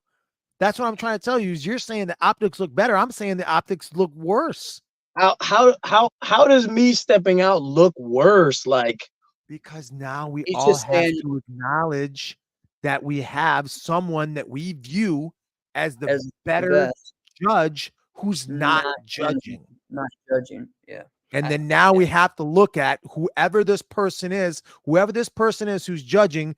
Now we're going to put extra scrutiny on every single call they make, because if that person would have been the better judge, they would have been in there from the start, but they weren't because you were the better judge. So now the optics actually look worse. Well, for normal weight divisions on Saturday, we pulled Joyce in, and Joyce ended up putting us out. He was like the fourth. Joyce Blanco?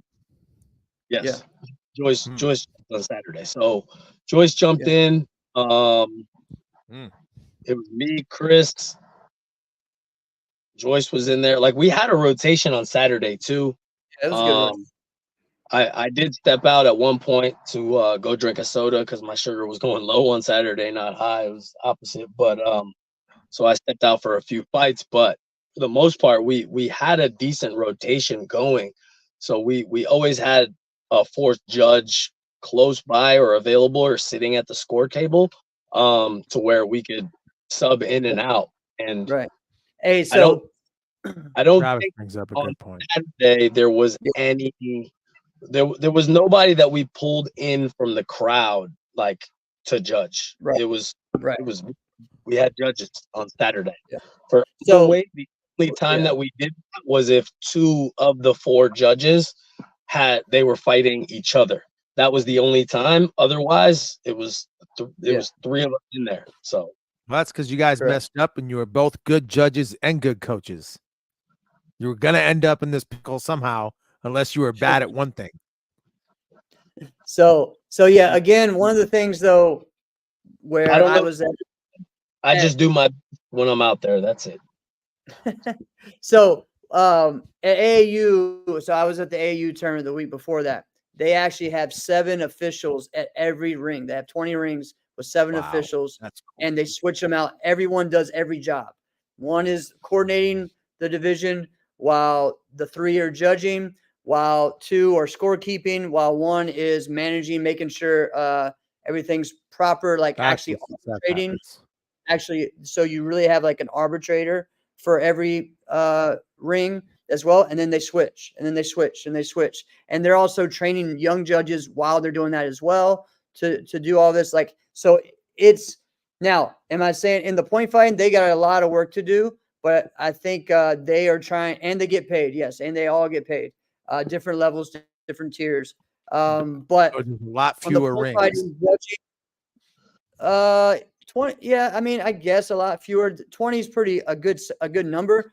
At US Open, yes, there's more, but like that's still more than what they had at the Battle and at other tournaments and stuff at most other events. So it's solid, and then you're looking at, a solid group, and you have people staging and all kinds of stuff. So there needs to be something as far as that goes with figuring out how to, either it needs to be a non-for-profit organization now, so that way you can get the money in that pays for this stuff, or you need to get sponsors more, because that's how AAU is able to do it, because it is a non-for-profit organization. This is the most for-profit organization that there is. Yeah, Exactly. There's nothing non-profit about what we do. Well, all right. Again, nonprofit is just a term. It doesn't mean I know that, but there ain't no way that they're going to fly. That's not actually true, Richard. There's tons of divisions in AAU, and really in some ways it's too many. So, but at the end of the day, as far as being able to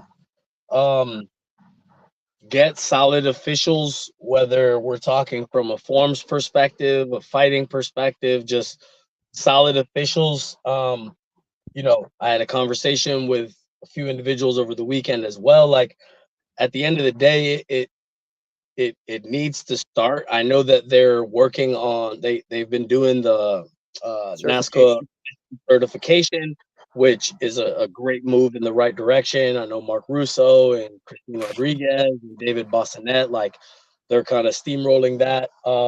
It needs to continue. But there does need to be something, because at the end of the day, like, what's the judging going to be looking like in the next 5 years, 10 years, when the majority of, again, like, there's judges that were judging me and you guys when we were kids that still are there.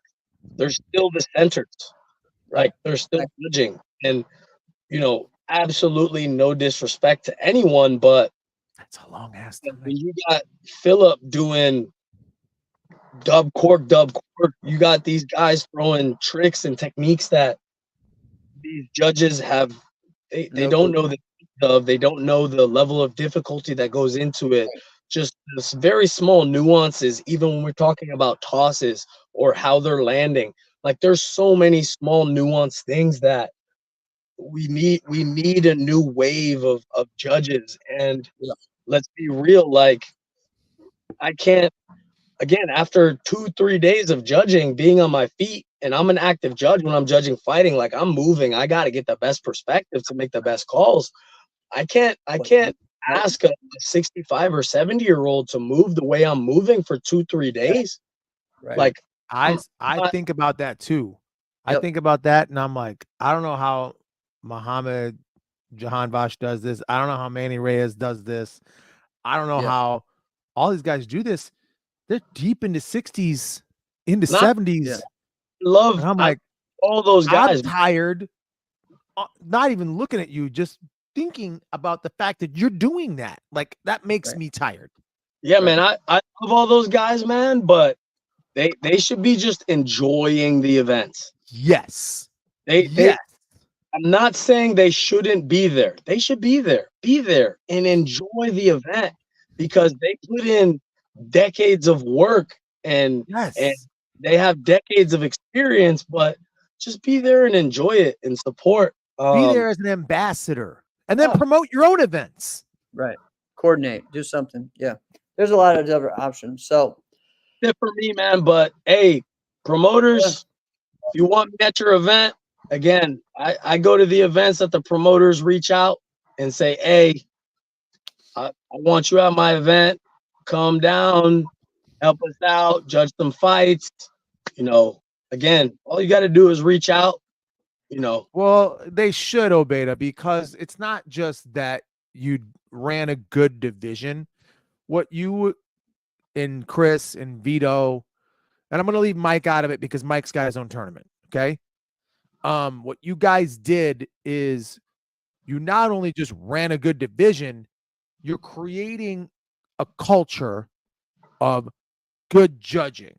And the more you do that, like you're starting to look at this and go, man, if we, and you're not saying this, I'm saying this, that like, man, if we weren't here, what would have happened? What would this, who else is going to step up and do this job if we weren't here? You're not saying that. I'm saying that. Okay. So the answer to that is there's always going to be somebody there because yeah, but how confident is somebody in what that product is going to be? we're not going to be a cap, so they're going to have judges. It's going to run. It's fine. You know, we probably won't be there for a merit kick. Like, gonna be fine. It's gonna run. All the events run. It's just okay. Like the promoters, like I got to give a shout out to Greg Ruth because Greg Ruth will message me 8 months in advance. Hey, here's the dates. Here's what I got for you. Can you be here? Lock it in, and he'll message me once a month until I give him a solid. Hey, yeah, I'm gonna be there. You know. So shout out to Greg. I know Richard Osborne. He's been trying to get me to his event. I haven't been able to make it out there. But you know, again, shout out to those promoters who are going out and looking for the Marcel Jones forms competitors to come. Yes. Shout out to those guys. Shout out to the ones that are trying to bring in some new fighting judges, you know what I mean, to kind of spearhead their events. Because it's really, like you said, it's what our sport needs because little things will tweak and change, right? People aren't going to be afraid to just block a blitz anymore because I'm not going to say stop until there's contact, right? Whereas before, people were afraid to block, right? People, the block was a point. yeah, you know, little things will change, and the fighters will adjust to that, and you're going to see cleaner fighting, which is going to be faster fighting. You're going to see better techniques, and it's going to be more visually appealing and more spectator friendly in the end. We're not there yet. We still have room to go. But Well, because how many times in training, Obeda? How many times in training? Because you still fight. How many times do you guys, when you're training, you'll fight, someone will hit someone and you go, oh man, that was a point. And you'll look at the other person and go, you know, they wouldn't have called that. That happens, right? Don't you do that in training? And you go, come on, man. You know, in a tournament, they wouldn't have called that. Yeah, right? for sure. Right. But when we start having what is a point or what's blocked, like what you just said, a block is a block now, right? When what we do in the classroom or in training translates to what's happening in competition, it's just going to make everything so much better. Yeah, I agree. Awesome. Awesome. I was on here for 5 so long, guys, but yeah, man. Yeah. Thanks, Beta. Awesome. Absolutely. Seeing you. Great job this weekend. Was shouting out me, Chris, and Vito, and Jeremy, and man, you know, appreciate you guys for all the love. But at the end of the day, the reason why we do this, again, we're human. Do we miss calls? Of course, right? You know, that's just the nature of what it is. Everything split-second decisions. I could have blinked, right? Anything could have happened. You could be at the wrong perspective, whatever the case may be. But I think we all, take pride in what we do because we were fighters. We were on the receiving end of bad calls for so long. And because of that, we want to do our best to make the best calls and, may the best fighter win. And that's it. Hey, when you going to Awesome. be out this way again? Say that again. When are you going to be out this way again? Chicago area? Yeah. I was thinking about you a couple weeks ago. I had some Turkish tea. My God. Yeah, I don't know. Hunter and Nick were asking me if I'm gonna make it up for AKAs next year. So Of course you are. I may have to go up there and do some Awesome. judging. So we'll All have right, to I'll go see get you at Diamonds then. Sweet. All And right. yo, Obeda's What's up, man? shouting out tournaments like, hey, you want to bring him in? Bring him in. Your tournament's Bring just him gonna in. elevate. You want to bring That's me right. in? You got to bring me in to DJ your after party. It's a combo deal. That's what has to happen. See you, Beta. See you, brother. Oh man. Okay, Jeff. All right, I guys. apologize. I doubled the show. I get it. I know what I did, but it was good. Was it not good? Oh, it's been great. I just got home, so it's been a long, and I've been gone for 8 days. All right. And yeah. And so, yeah, All right, I Shelly. did- I'm sorry. I competed 6 days in a row. All right. 21 forms. So it's been a long week. My body's 21 forms? Yeah, 21 forms, competition forms this week. So, but yeah, next week, and again, yeah, I won four AU national titles and then won 4 first places this weekend and some runner-ups in the grand. So, but anyways, we'll talk more later. Next week we have, yes, thank you. I'll get some rest. Next week we will have Caitlin Deschelle on. So it's going to be a lot of fun to talk about her legacy, her career, and what she's doing now. So awesome. It's going to be a thank you good guys one. for the show. Hey, I picked her on my fantasy sport karate league as well. Remember that? No, you didn't. Yes, I did pick Caitlin Deschelle on my team. That I forgot about that. Like the one we never. Okay, I get what you're saying. Like the all What do you mean time the one we never did? Not the one we did with Travis and everybody and stuff. Yes, I did. And you guys made fun of me. You picked Sam. You picked Sammy because you thought she was still going to. I picked her too. Oh, why no, would you pick? No. The voting one. The voting one I picked. Oh, okay, gotcha. All right. Anyways, see you guys. All right. This has been another episode of Inside Scoop with Alex and Jeff. I'm Alex Dingman. I'm Jeff Dawes. See you next week.